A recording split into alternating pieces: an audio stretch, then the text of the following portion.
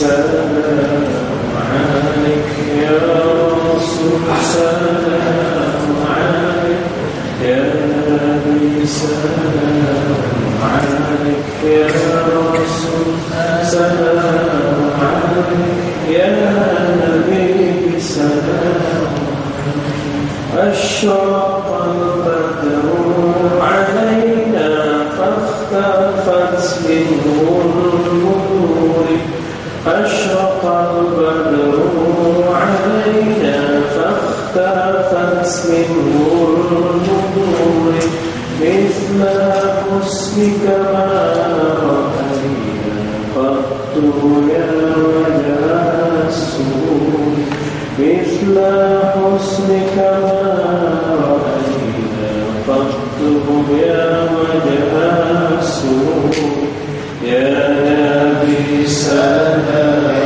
عليك يا رسول سلام عليك يا نبي سلام عليك يا رسول سلام عليك يا نبي سلام عليك. الفاتحة. أعوذ بالله من الشيطان الرجيم. بسم الله الرحمن الرحيم.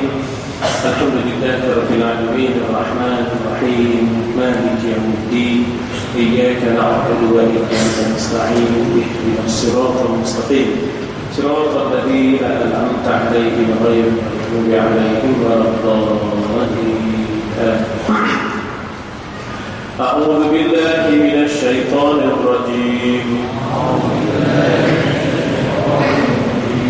بسم الله الرحمن الرحيم. وإبراهيم إذ قال لقومه اعبدوا الله واتقوه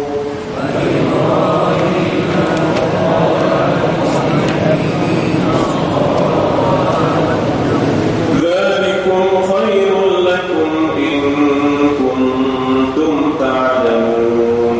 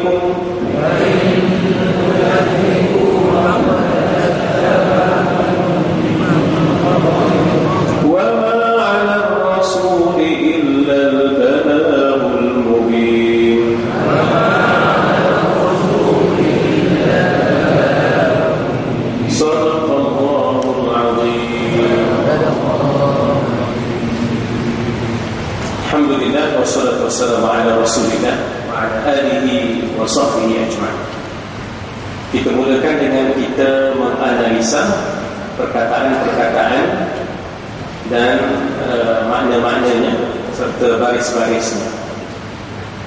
Saya disebut pada tuan-tuan bahawa asal-asal baris dalam bahasa Arab ini, terutamanya kalau kata nama ialah baris depan. Maknanya kalau macam Ibrahim, asalnya ialah Ibrahim. Kalau macam Rasul, Rasulullah, itu asal. Kalau tiba-tiba dia bertukar menjadi Rasulullah, ada sebab. Macam ini tiba-tiba kita tengok dia Ibrahim, ada sebab. Dia tak mungkin tiba-tiba jadi Ibrahim. Sebab asal isim ataupun kata nama itu baris depan Ibrahim, ya. Jadi tiba-tiba ada baris atas tu, ya, dibagi masuk baris atas, mesti ada sesuatu, iaitu ada kata kerja ataupun fa'il yang mahdhuf ataupun yang ditiadakan tetapi mesti ditakdirkan ataupun mesti ditakdirkan. Macam kita selalu sebut fadlan minallahi wa ni'mah wa maghfiratan wa rahmah. Saya dah sebut dah dahulu. Kenapa tiba-tiba fadlan? Sepatutnya fadlun, maghfiratun, lahum maghfiratun, tiba-tiba maghfiratan. Maknanya ada kata kerja ataupun fa'il yang dihazafkan, yang ditiadakan, tetapi mesti kita takdirkan. Apa yang kita boleh takdirkan? Iaitu saya memohon, ad'u fadlan min Allah, ad'u maghfiratan wa rahmah, ataupun as'alu maghfiratan wa rahmah, as'alu fadlan, ya, wa ni'mah. Maknanya saya memohon, saya meminta. Maka dengan sendirinya fadlan jadi penyambut. Bila penyambut dia baris atas, ya, bila dia penyambut dia baris atas. Macam ini Ibrahim baris atas. Mesti ada sesuatu sebelumnya yang ditiadakan tapi mesti ditakdirkan ada. Ada benda yang tiada tapi ada. Ada benda yang tidak kelihatan tapi ada. Jadi apa yang ditakdirkan? Yang ditakdirkan ialah ingatlah, uzkur Ibrahim, ya, wazkur Ibrahim, ingatlah kisah Ibrahim, ya, ingatlah kisah Ibrahim.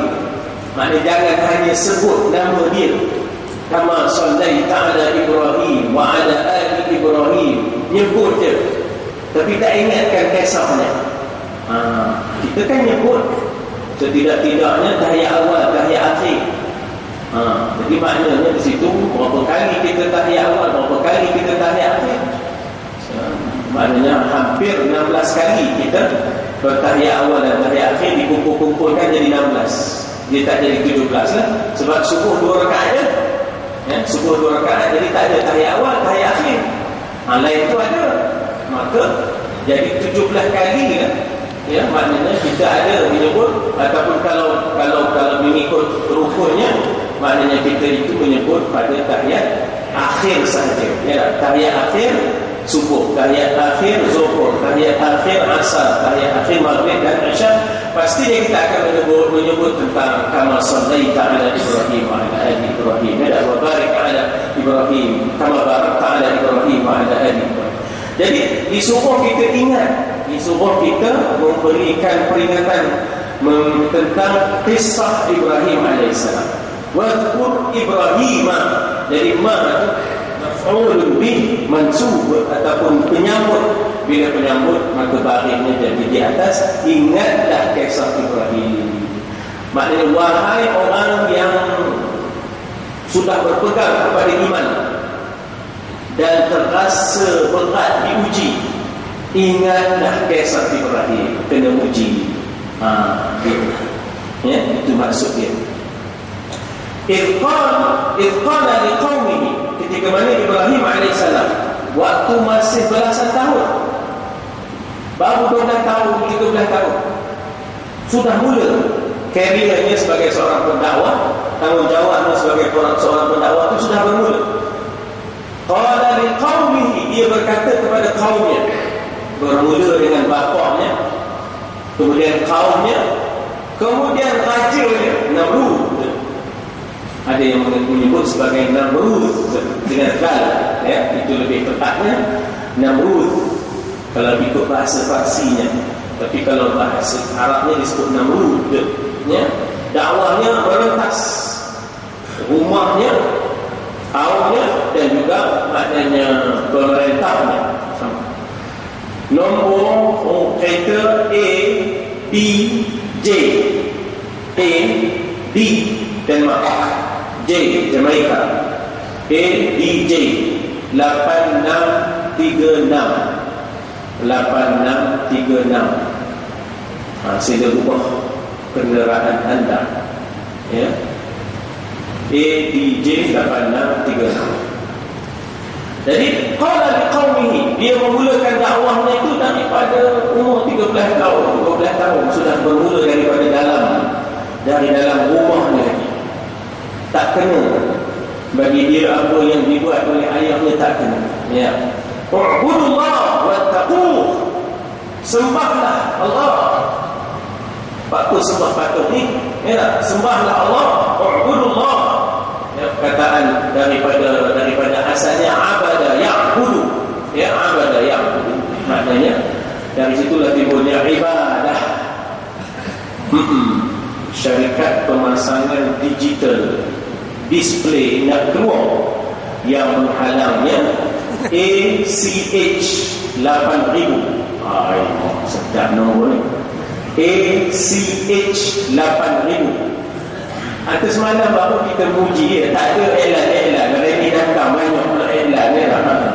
ACH 8000, WLJ 8526, WLJ 8526, AGP 5563. Siapa kita kenal kan?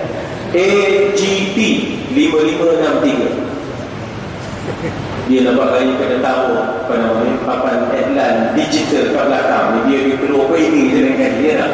Tak ada dengan jom. Jadi AGT 5563, ya, tolong ubah kenderaan anda, ya. Kalau tidak kita bagi majlis perbandaran angkut.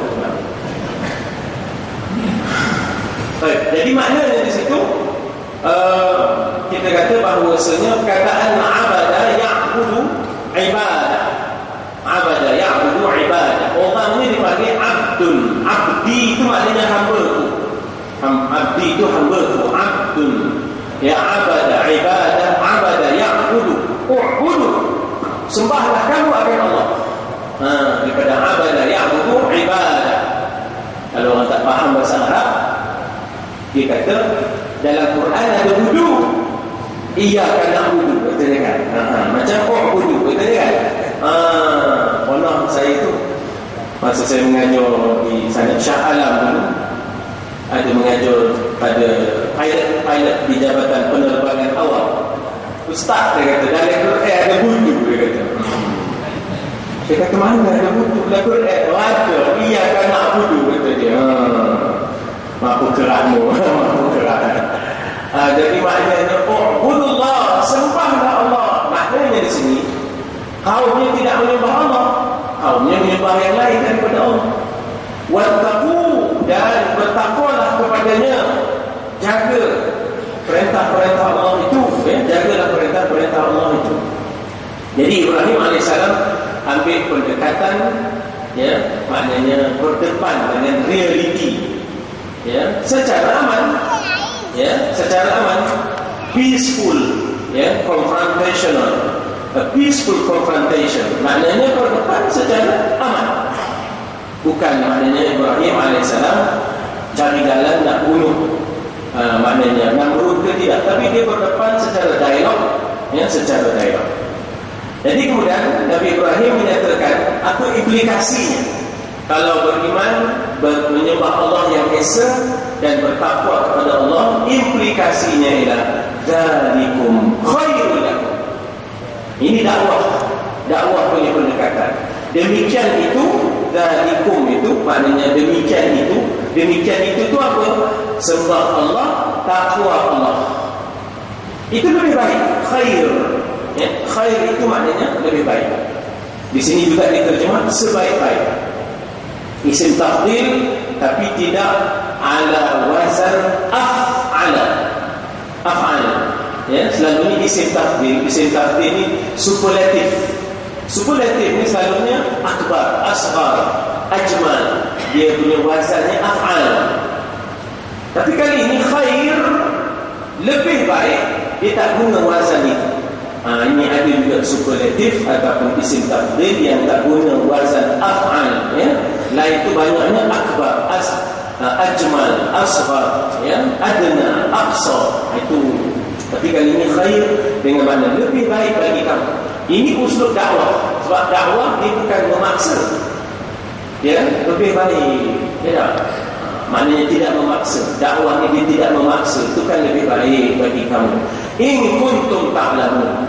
Jika adalah kamu berilmu, menggunakan, ya, maknanya akal untuk, maknanya jadikan akal itu sebahagian daripada kita kata alat untuk ilmu, ya, sebahagian daripada alat untuk ilmu. Maknanya apa? Maknanya kaumnya menyembah berhala bukan dengan ilmu, tapi sentimen. Hadza ma wajadna alaihi aba'ana. Ini tok nenek kami dulu opini. Ya tak? Wa nahnu lahu 'abidun. Jadi kami pun akan beribadatlah kepada patung-patung. Pasal taktiknya tok nenek kami dulu. Ini bukan ilmu, ini berdasarkan sentimen tok nenek.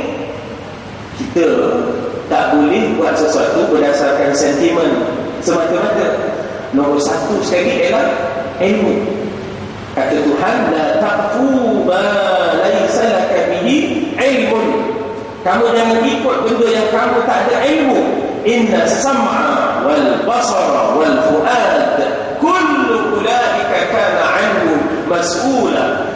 Pendengaran kamu, penglihatan kamu, hati kamu, semuanya esok ditanya oleh Allah Subhanahu wa taala. Kamu guna tak pendengaran ini untuk mendapat ilmu? Kamu guna tak mata kamu ini untuk mendapat ilmu? Guna tak hati untuk mendapatkan ilmu? Ataupun kamu tak mahu guna? Kamu terbawa-bawa dengan apa yang ada, sentimen yang ada. Jadi nyatanya Nabi Ibrahim AS berdepan dengan maknanya bangsanya yang begitu sentimental dengan maknanya berhala-berhala. Begitu sentimennya dengan berhala-berhala. Jadi nak ubah sentimen ni, ya, nak ubah sentimen, maka berlakulah maknanya hujah. Apa hujahnya? Innama ta'buduna min dunillah awthan ni patung-patung. Patung ni Nabi Ibrahim kata la tasma' wa la tanfa'. Yang tak dengar, tak membawa manfaat, dia tak dengar. Tinggi mana pun patung tu, dia tak dengar. Kita minta ke dia, ya tak? Orang manusia minta ke dia, dia tak dengar. Tuan-tuan, dalam rumah kita, ya, kalau ada orang yang tak apa dengar, jawabnya jadi mangsa. Tak ada siapa nak berlaku dengan dia. Kenapa? Dia kan dengar, kan dia dengar. Kita pun itulah kadang-kadang kan, suami ngata isteri tak dengar, isteri ngata suami tak dengar. Bila datang orang menjual ikan, kan, udah dia mengklaim, dia berkata pada jual ikan tu, ambil ikan, ambil kita lah, ambil pada makanan. Kok kamu tu bukan dia dengar.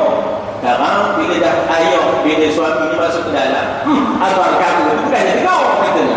Udah sama-sama dia pun kata tak dengar. Orang saja ni bila dah tak dengar, tuan, memang jadi mangsa. Tak ada siapa, tak orang benda, orang belakon. Ada patung tu tak dengar, nak diminta-minta dari dia. Awthan dia sebenarnya jamak kepada wathan. Wathan ni patung, berhala. Ya, wathan, ya. Berhala lain, berhala lain.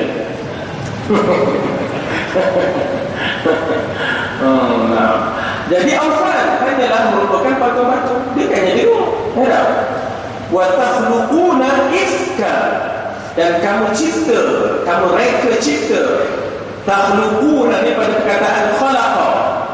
Khalaqa ni menjadi, mencipta. Sebab itu pencipta dipanggil khaliq, yang kena cipta dipanggil makhluk. Akar katanya khalaqa.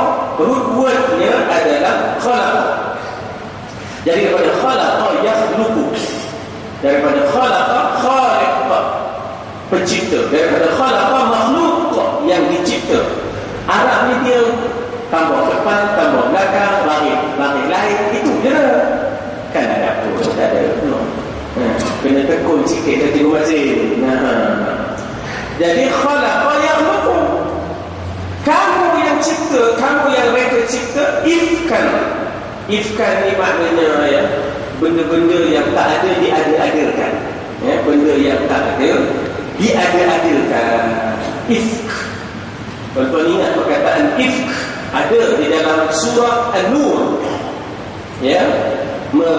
Maknanya ifk dipanggil hadithul ifk, iaitu mereka mengadakan cerita bahawa Aisyah berlaku curang, ya, kepada Rasulullah, ya, lalu dipanggil benda itu sebagai hadis bicara ifk yang diada-adakan, asasnya tak ada.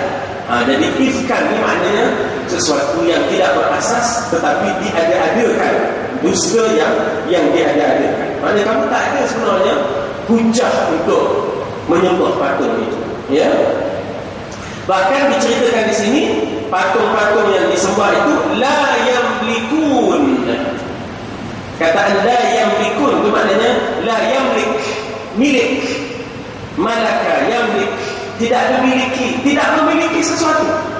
Orang yang tidak memiliki sesuatu dianggap lemah.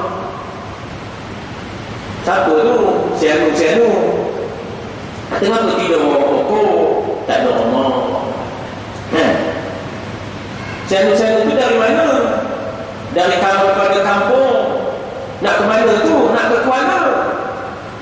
Atau apa ngempo je? Ngempo maknanya tak ada kenderaan. Ngempo tu maknanya tak ada kenderaan. Itu ngempo yang la yamlikuna sayyara wala baitan. Tak ada sayyara, tak ada kereta, tak ada rumah. Orang kata ya Allah, punya hidup kawan tu, ya. Makanya patung-patung ini la yamlikuna, tidak memiliki sesuatu. Maknanya dia lemah. Dia dikurniakan, dia dipersembahkan. Bukan dia mengurnia dan mempersembah. Tak, dia dipersembah dan dia bukan mengurnia tetapi dia dikurniakan. La yamlikuna lakum rizqa, tidak memiliki bagi kamu sebarang rezeki. Rizqan, cakap Melayu kata rezeki, ya tak? Tetapi dengan K, pasal kita tak ada qaf, boleh juga ambil Q, ya tak? Rizki, ya, rizki. Orang bagi nama anak, ya, rizki boleh. Maknanya rezekiku, ya tak? Rezekiku, rizki, ya. Nah, jadi yang memberi rezeki dipanggil Razzaq. Itu yang memberi rezeki. Yang dapat rezeki dipanggil Marzuq. Daripada Razzaq, daripada Razzaq, orang yang memberi rezeki dipanggil Razzaq. Yang dapat rezeki Marzuq. Lalu kita bagi nama Marzuqi, dapat rezeki. Orang lain ni pandai sekarang, tapi tak sedar. Maksudnya kan tak sedar. Mana buatnya? Orang tak kapok. Orang tak kapok. Jadi sebenarnya daripada Razzaq adalah wa mimma razaqnahum yunfiqun. Ya tak? Jadi maknanya dia analisa perkataannya di situ bahawa patung-patung ini la yamliku, tidak memiliki. Contoh daripada malaka yamlik, dan dari situ timbul perkataan malik. Malik ini yang memiliki pemerintahan, itu malik, ya, yang memiliki kuasa. Malikul mulk, tu'til mulka man tasha', kan? Dari situlah daripada malaka timbullah yamlik, ya, malaka timbul yamlik. Nah, dan dikatakan di situ la yamlikuna lakum rizqa, tidak memiliki bagi kamu sebarang rezeki. Mana dia tak boleh bagi rezeki. Patung yang kamu minta tu tak boleh bagi kamu rezeki. Bahkan kamu yang bagi rezeki pada dia, ya. Maknanya jangan minta daripada patung. Fa'tahu 'indallahi rizqa. Tuan-tuan, ingat tak perkataan fa'tahu ni selalunya hari Jumaat, kan? Suratul Jumaat. Tapi di sana disebut wabtahu. fa idza qudiyatis salatu fantashiru fil ardi sambung wabtaghu min fadlillah. Carilah, ya tak? Carilah kurniaan Allah, carilah rezeki Allah, carilah ya kurniaan Allah. Wabtaghu, dan carilah. Wabtaghu di sini fabtaghu. Jadi di situ dengan fa-nya, dengan wa-nya. Kalau fa maknanya maka, kalau wa maknanya dan. Ya, wa itu dengan maknanya dan. Bukan apa tuan-tuan, kita ni baca Quran lama dah kita baca. Elok rasa kita berkenal-kenal apa makna wa, fa, thumma, au, am, imma, bal, lakin, hatta. Sendi-sendi itu. Paling tidak sendi itu lah. Mula-mula sekali kena kenal sendi. Ya, kenal sendi tu. InsyaAllah dia beransur-ansur lah tu. Ya, dia beransur-ansur lah. Jadi maknanya fa bertamu. Maka usahakanlah, carilah indallahi rizq. Carilah di sisi Allah. Rezeki di sisi Allah, bukan di sisi patung-patung berhala, itu bukan. Carilah di sisi Allah Subhanahu wa ta'ala. Itu maknanya arahan Tuhan apabila dah selesai sembahyang. Tapi cuba kita tengok arahan hari Jumaat tu, dengar je azan, tinggal jual beli.